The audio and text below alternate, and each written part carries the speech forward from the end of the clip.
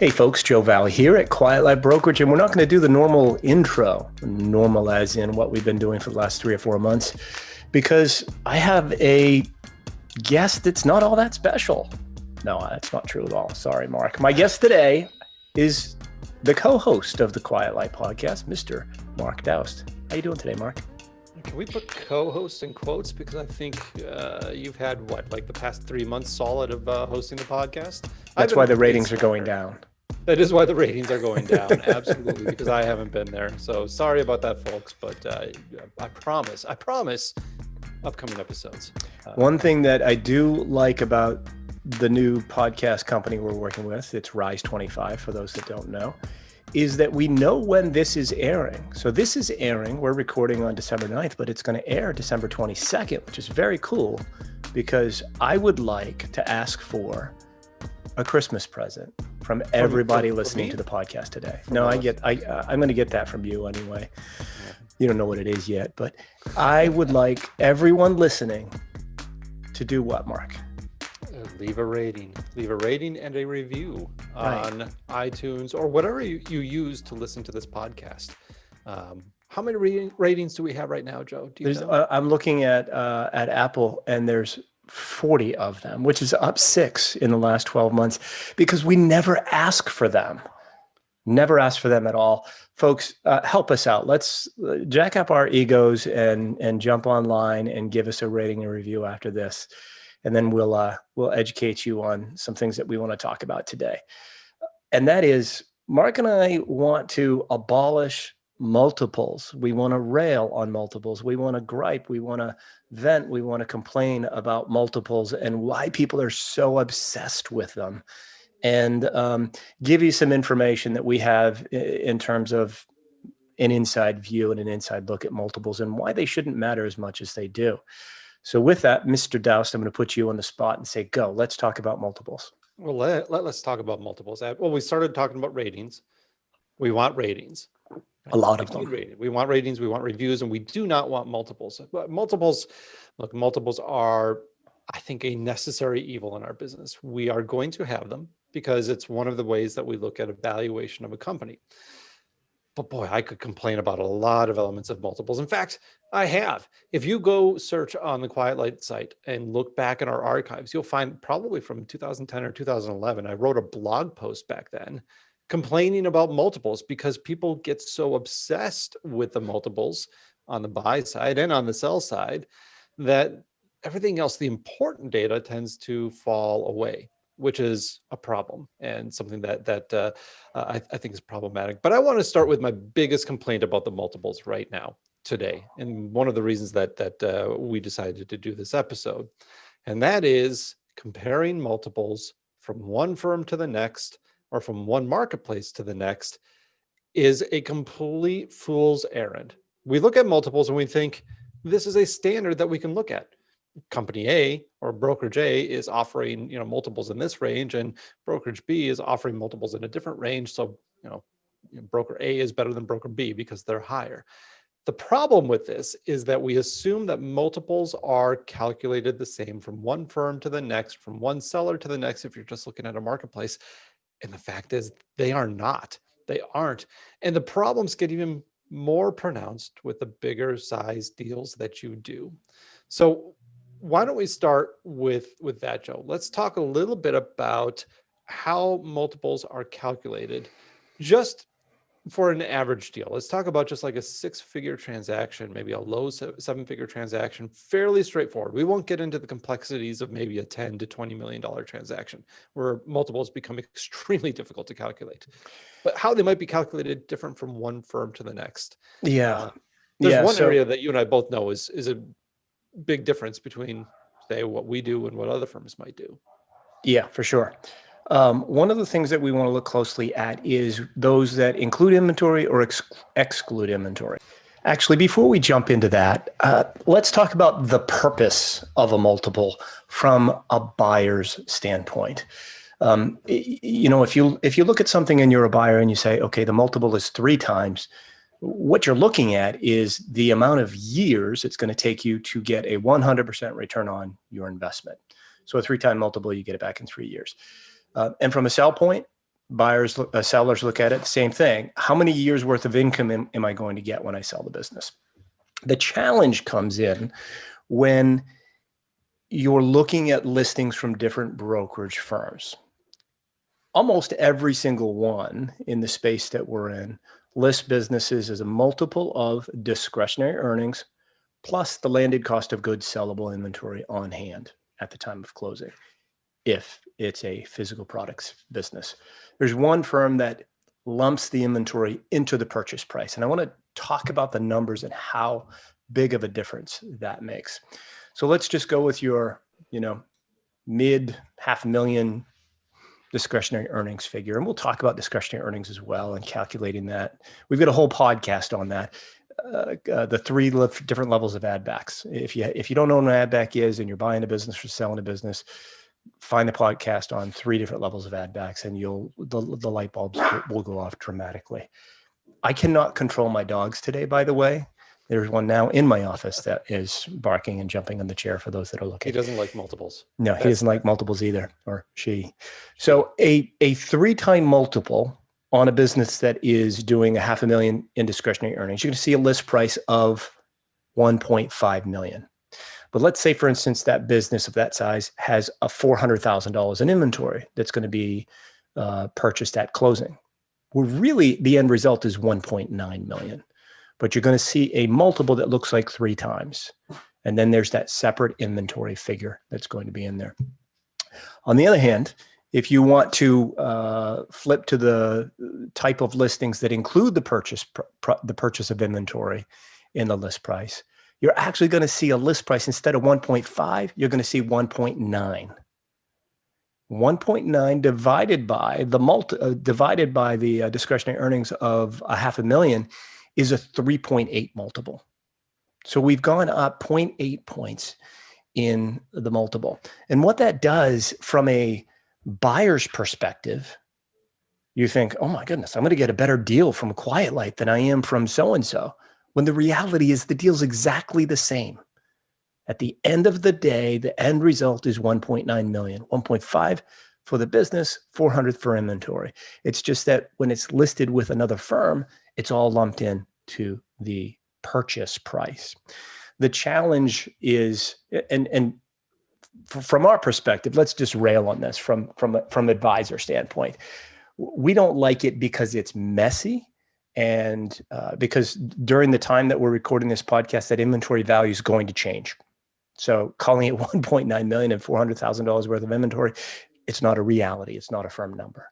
Well, and just to go on that point, Joe, I want to share when my opinion on this completely changed. Or maybe it was solidified, because I always did it this way, right? I look at the multiple from a buyer's perspective, particularly. I look at the multiple as being obviously a measure of return on investment, but also discounted by risk and opportunity, right? So something with a lot of opportunity is going to garner a higher multiple. In principle, business with a lot of risk is going to lower that. When you start wrapping inventory into that equation, it changes the perception of the risk and of the opportunity. And where I was really alerted to this was a business I represented in 2010, I think, maybe 2009. And it was a seasonal business. I won't get into what it was. It was around Halloween. And it wasn't particularly large, but they had a ton of inventory. And the reason they had a ton of inventory, because I questioned them on this. Normally, if somebody has too much inventory, I look at it and say, well, this is a bit of a problem. But this was somebody who had a specialized product and it was very unique, but he wanted to have the largest selection in the world. And so he had a lot of products that weren't moving that he carried one item of for the very purpose of being able to list them on his site at that point in time. That was a business decision that he made, and he benefited from it because he was able to list that on his site. He got a lot of long tail traffic to those terms as well. And so the principle here, and you can argue whether or not there were better ways for him to go about this than just carrying a bunch of inventory on hand. The argument is how much inventory you actually carry as a business varies from one business to the next, and also in the business decisions you make, without necessarily changing the calculus of the opportunity or the risk of that business, which is, I think, one of the most important aspects of the multiple to capture. What is your opportunity as a buyer, right? We want you to look at the payback, right? A 3-time multiple. right? 33% return, assuming everything is good. But what is the opportunity? What is the risk of this business? And when you start to calculate the inventory, that brings another element, another variable into that calculus, which really doesn't have a bearing on the risk or the opportunity out there. It's just how that business is run. Yeah, it's just, it confuses it, right? It's confusing enough to make a $500,000, million and a half investment without throwing that into it. So as an advisor, as somebody that's been doing this for nearly a decade, when we compete against the other firm that will lump the inventory into the purchase price and say it's a 3.8 multiple, it makes me want to compete on their level and simply say, yeah, we'll do the same thing. But it's not the right thing to do for the buyers. And it's, sellers can't really they can't calculate what they're getting. They're just getting paid back for the inventory. They're not getting a 3.8 multiple on their business. They're getting 3 times plus, they're getting paid back on the inventory. The other thing that I want to focus on with multiples is you can't make a decision based upon the multiple alone. Far too many buyers and sellers make a decision on who they're going to go with based upon what the multiples look like on the listing page. We've got a teaser there and there's a multiple, and you see that. What you don't see is the logic behind that multiple. The year-over-year growth, the upward trends, the downward trends, the defensibility of the business, the built-in path to growth, where there's new SKUs that have been launched in the last 6 months that already represent 20% of the business. Those things must be taken into account. And Matt Howitt does it really well. He's always looking at the forward-looking multiple. What is the multiple going to be 6 and 12 months out when I buy this business based upon current trends? I did some numbers a few years ago, and I need to update this. And I think we should, Mark, for maybe a blog post so it's up there for everybody to see the calculations. But if you've got a business that is growing 25% year over year, and generally that's kind of low, right? For some of the businesses that we see, especially if it's a young business that's 24, 36 months old, it's probably growing at 100% year over year. But if it's growing at just 25% year over year, and it's listed at a 4-time multiple, the investor, the buyer, if all things remain equal, they'll actually make their money back in 2.7 years. So because of that, you cannot look at a multiple only and say, all right, well, it's a 3-time multiple, therefore I'm going to make my money back in 3 years, because you've got to take into account the growth rate. I've got one that's launching in Q1 of next year, and it's got 300% year over year growth. I'm going to put it at a 5-time multiple. Actually, you know what? I might not do that. Let's jump to, should we even put list prices on certain businesses? Oh my goodness, this is a can of worms we can open right there. Yeah, that might be a discussion for another day, just because it is such a big discussion. I think the size matters there. But there's another element, Joe, that I want to touch on. I want to make sure that we get to it rather than cramming it in on the end. And that is the structure of a deal. And what do we actually wrap into a multiple? You shared a story with me a few months ago of somebody that we know that sold their business through another firm. And you asked them what the multiple was that they got for their business, or what they got. And the response was, it was telling, because at the end of the day, they had no idea. Because with some businesses, and I'll give an example, but I want you to tell this story real quick to the extent that you can tell it.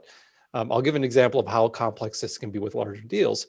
What do you wrap in the multiple? What is an actual effective multiple? Is largely a PR spin on the brokerage firm to make themselves sound better, at least my opinion. But why don't you tell this story? Because it illustrates the point beautifully. You're saying it in such a nice, not quite blunt way, but it's kind of blunt. It is a PR stunt in many, many ways. Okay, so it was actually a guest on our podcast. He reached out and said, "Hey man, I've started this firm. This is what I'm doing. This is how I'm helping people." And seemed like a great guy, and I thought it would be a good fit. And it was a good fit. I think some of the advice that he's sharing in terms of Amazon specific businesses are, it's really good and helpful. he did sell his business. So he had been there, done that, and then he became a consultant advisor to other folks. He didn't sell it through us, though. He sold it through another firm, this one particular firm we're talking about, without saying their name. And he said to me, he said, they asked me for a testimonial, and I said, no, the experience was challenging. And he didn't go into too many details, and I didn't ask because I didn't really want to talk about it too much. The podcast I thought went well. We recorded, and then at the end, I talked to him a little bit about what he sold the business for, and we tried to calculate the multiple. And he said, yeah, I sold it for a 4.2 multiple. I said, oh, really? And does that include or exclude the inventory? He had trouble answering just that question. I said, all right, let's pull out the inventory. How much inventory did you have at closing? And what was your total purchase price that you got, total dollars deposited to your account? This is a multi-million-dollar deal. He couldn't answer any of the questions. He couldn't come close to calculating it. And as best as I could pull it apart, the multiple was below a 3, yet he calls it a 4.2. A few months later, I don't know how. To be clear, the firm that sold that company is going to tell every other prospective seller, we got a 4.5, because they're probably going to wrap something in there that he's not even thinking about, just because it sounds better. Not only are they going to tell everybody that, but they produced a video on it. Of course, okay. I somehow got a link in my inbox. I started on YouTube or something, and there's that client. That's that guy that wasn't going to do the testimonial. And the headline for the video is "How to Sell Your Business for a 4.2 Multiple," or something along those lines. And I looked at it and I thought, how deceptive is that? It's so incredibly deceptive and unfair. It's an overpromise and underdeliver, something that we try really hard never, ever to do. We want to underpromise and overdeliver. One of the things that I've learned over the years from Jason, who's the longest tenured advisor here on the team, is that when you price the business right, you get pretty darn close to asking price or above. When you jack the price up there, you include all sorts of things, and others do it, your offers come in way, way below where it should be priced right and never come up high enough. Buyers look at it going, okay, I get it. I see what they're doing. I've got to come in really low in my offer, and then we're going to play this game going back and forth, and it never quite gets up high enough. Jason's had that happen, said, yeah, what you want for the business is too much. I'm not going to go ahead and list it. It's not going to work. It's not going to sell. Go ahead and work with the other firms if you want to. And if anything changes, come back to us. They come back and he says, all right, well, we're going to price it here. And when he prices it right, gets it sold very quickly at a higher price than, the fully negotiated back and forth when it's overpriced. It's a fascinating process. Doing it right, under promising and over delivering. Yeah. So let's revisit again the structure of the deal. I want to actually sketch this out for somebody. And I'll use a completely made up example based in reality, right? So if this was a movie, it would be based on a true story, is what you would see at the beginning of this example. Imagine that you sell a company that is doing $3 million in earnings, right? And the structure of the deal is that the client gets $8 million in cash at close, an additional $3 million paid out over 2 years, guaranteed. So now we're up to $11 million. And then there's some escalators or stability payments, stability levers in there, which make that $3 million potentially $4.5 million if certain targets are reached, right? So now, we're potentially upwards of $12.5 million for the business. And then let's throw on a consulting fee of $1 million over the course of the 2 years. So a salary for certain expectations. And then on top of that, there's another performance bonus, which is binary. It's not tied to this regular financing, of another $1 million that could be paid out, right? When you start to do the math on this, plus I didn't even bother to consider the inventory, which will be purchased separately, which is another $700,000 to the business. We didn't even bring up working capital. At what point? I'm at 15.2 million with that inventory right now. Right, exactly. So if I'm a business owner, what do I care about? I'm probably going more off the $11 million number, right? Cash at close and guaranteed amount of money paid in financing. Mm-hmm. That's what I'm going to go off of as far as my multiple. If I'm the brokerage firm trying to attract new clients, I'm going to go off that big number of 15 plus $million and say, we got nearly a 5-time multiple for this business, right? And then if we even consider something such as working capital, the discussion gets even more complex. And the fact is, these are considerations, especially on larger transactions. Larger transactions are rarely pure cash, get out, you're done. They typically are made up of cash at close, financing, maybe some level of performance levers in there, plus working capital considerations for money at close and inventory adjustments as well. So what I'm concerned about when I'm dealing with multiples, and one reason that I like the approach that we take, and obviously I like the approach we take, but I like the approach we take because it speaks directly to the amount of money that goes into our clients' pockets. The problem, and one of the reasons that we're doing this episode, is that potential sellers that come to us will hear the multiples and they lock into the multiple as opposed to the number. And then they go to another firm and that other firm quotes a higher multiple and they assume, the assumption is this is what I'm going to get in my pocket at the end of the day. We don't sell $15 million businesses usually with a very simple structure. There's typically a few more wrinkles to it. And so those questions of how much money am I going to have at the end of the day, isn't that really what matters? Shouldn't that really be the calculus that we use? But again, the problem is when buyers are looking at businesses across brokerages, when sellers are looking at who they're going to hire, they take a look at the multiple and assume that it's calculated the same from one place to the next one. The reality is it can be diced up in a lot of different ways, depending on how you want to do it. I would be tempted to quote a seller a 5-time multiple, but list it on our site as a 3-time multiple, depending on how you do the math, right? Now we're just completely making up numbers to fit our narrative. And is that really the right thing to do? Probably not. Probably not. No, we can rail against the machine all we want, but we've been doing this for 14 years. We've got a certain brand and reputation, and we're going to do it right, regardless of what anybody else does. And you brought up that it's not the multiple doesn't get deposited to your bank account. It's dollars, actual dollars.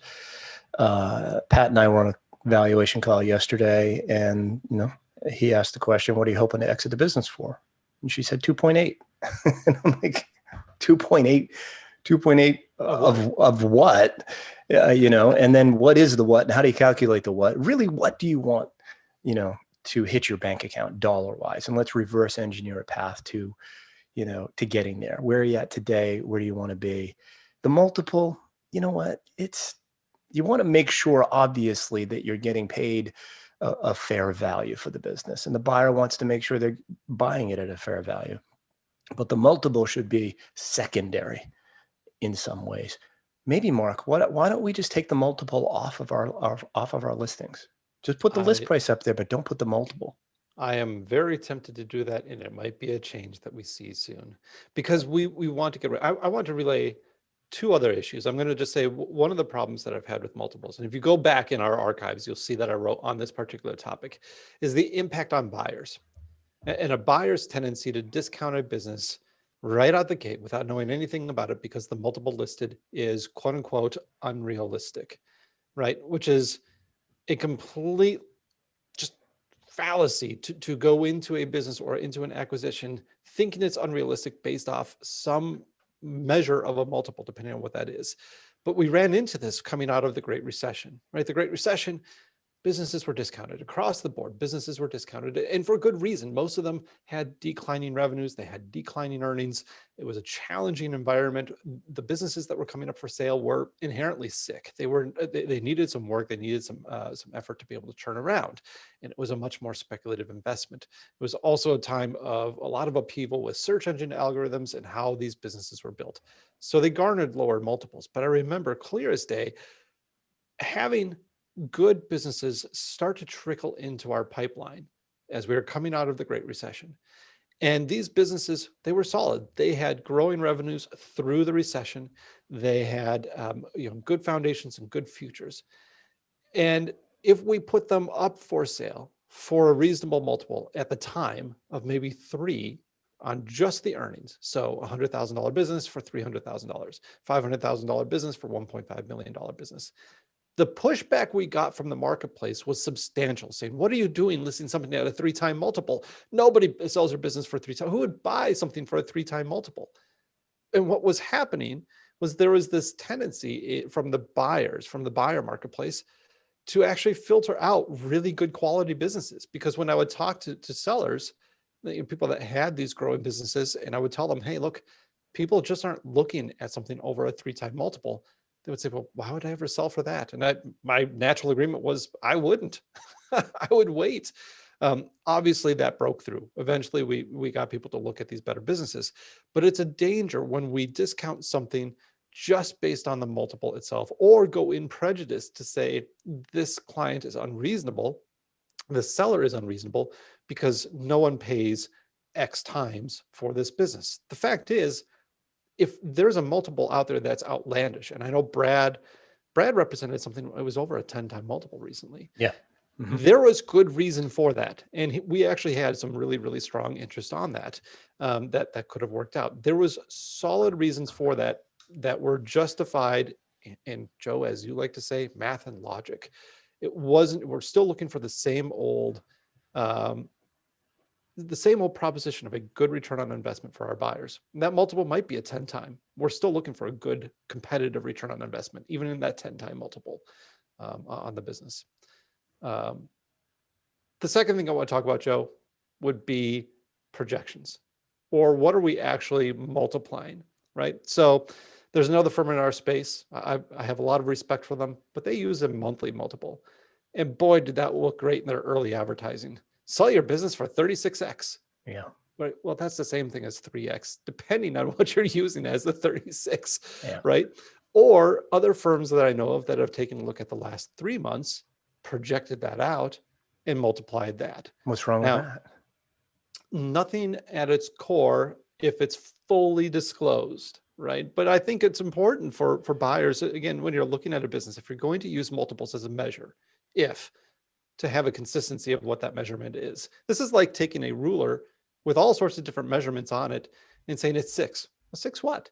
Yeah. It just, the ruler says 6. Yeah. The problem with annualizing the last 3 months is seasonality. It's just, unrealistic, and too many people take that simple approach. None of what we do is rocket science. It's just hard work using math and logic and protecting both buyers and sellers to make it fair all around. It's a funny thing. And I think that the point of this podcast is to educate both buyers and sellers on the math behind multiples and doing it properly. Inventory is a constantly moving number and should be excluded. It's a multiple of discretionary earnings. And don't just look at the multiple. Like we said, if it's got 50, 75, 100, 300% year over year growth, and it's, if it's a 7-time multiple, it's there for a reason. You don't see that very often, right? Ultimately, who decides if a multiple is acceptable or not, Mark? Me, you, the seller? The buyer and the seller. The It's buyer. up to the buyer and the seller. Yeah. I mean, the buyer has to be willing to pay it, and the seller has to be willing to accept it. Yeah.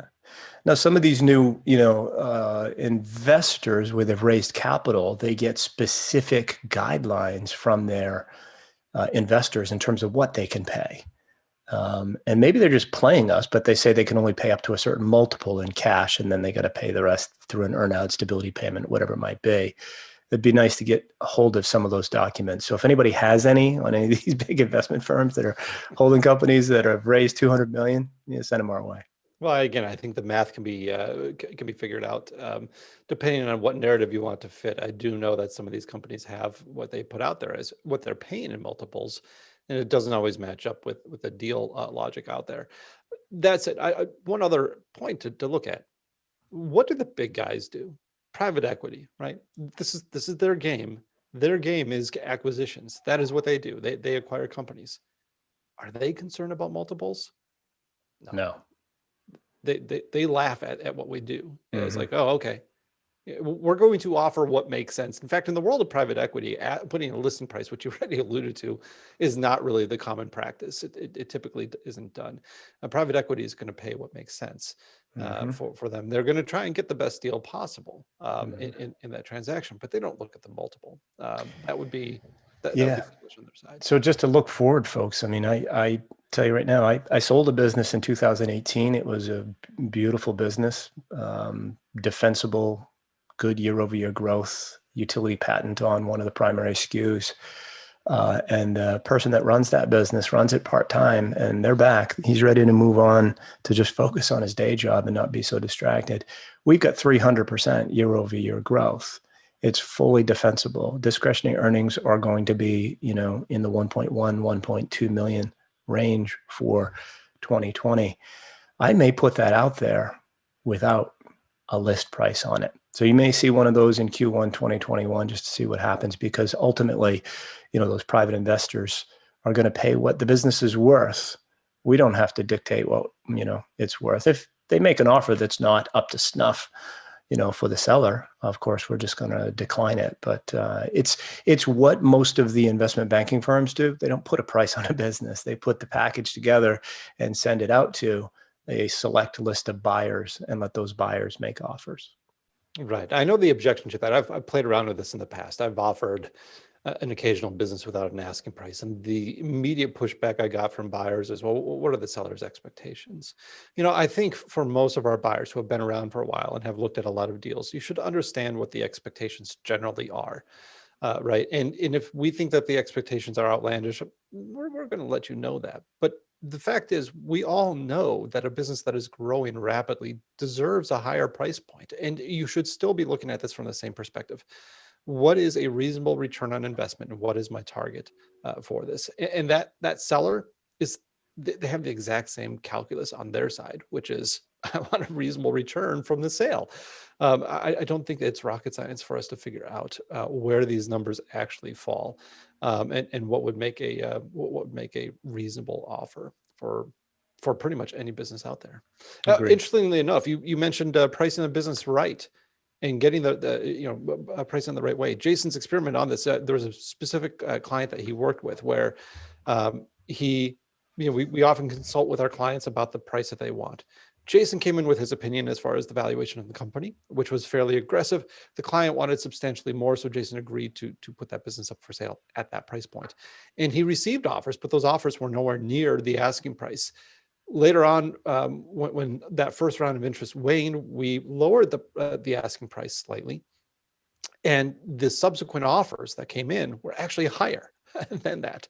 So it's an interesting dynamic that you alluded to. And I just want to say, when we look at our own internal metrics, we get our asking price or above asking price close to 50% of the time, right? And it's a testament to the idea that there's a lot of buyers out there, so we're getting more than one offer. We're able to maximize that marketplace on behalf of our clients, but it's also proper pricing, right? The marketplace does work. It does help surface the actual value of that business, or where that intersection of what a buyer is willing to pay and what that seller is willing to accept lies. So it's an efficient process.